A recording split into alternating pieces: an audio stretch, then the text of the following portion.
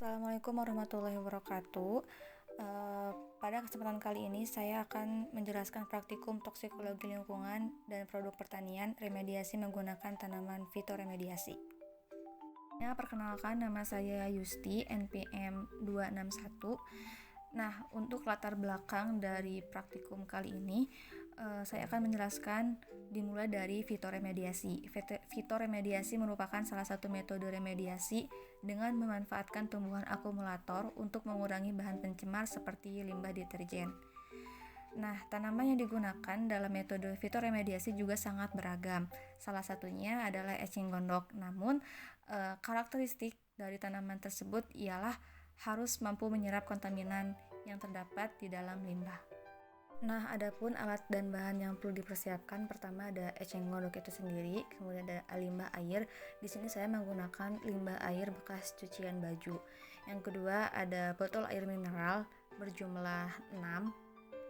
Kemudian ada label dan spidol. Nah, tahap pertama adalah persiapan, yang artinya menyiapkan bahan-bahan yang diperlukan seperti label, botol, air limbah. Di sini saya menggunakan air bekas cucian baju. Kemudian juga ini ada perbandingan antara air yang bersih dan air bekas cucian baju, dan juga tentunya eceng gondok itu sendiri. Tahap kedua adalah pelaksanaan. Nah, di sini dimulai dengan membuat label untuk beberapa percobaan seperti F0, F2, F1 dan 1 kali ulangan.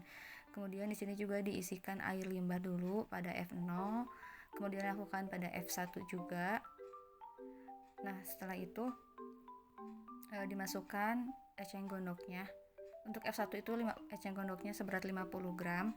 Nah, untuk F2-nya itu kelipatannya, yang berarti 100 gram itu diambil langsung dari embernya. Kemudian ini adalah hasilnya dari F0, kemudian ada F1, kemudian ada F2, dan ini adalah hasil akhirnya.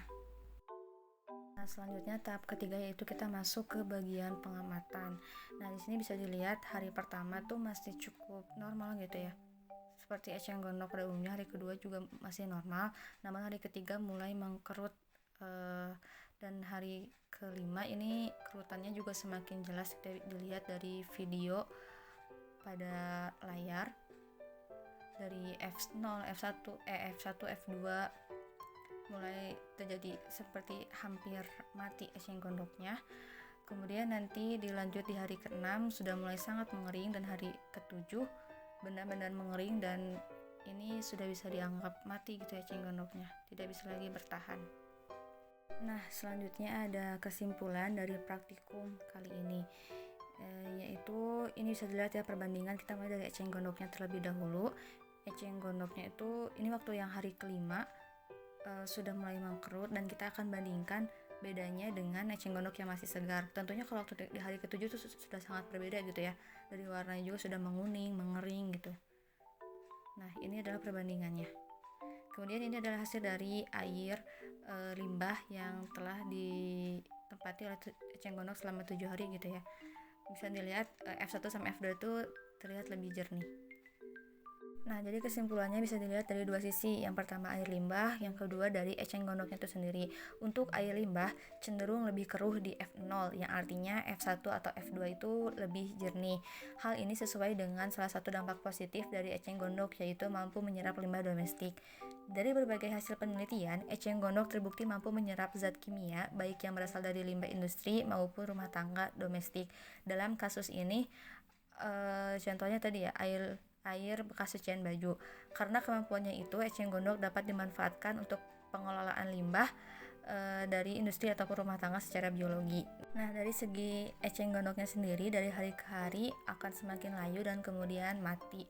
Hal ini terjadi karena pengaruh dari efek itu ya, limbah cucian baju yang tidak baik untuk tanaman.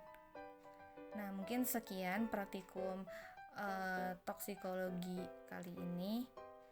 Mohon maaf apabila ada kesalahan. Assalamualaikum warahmatullahi wabarakatuh. Terima kasih.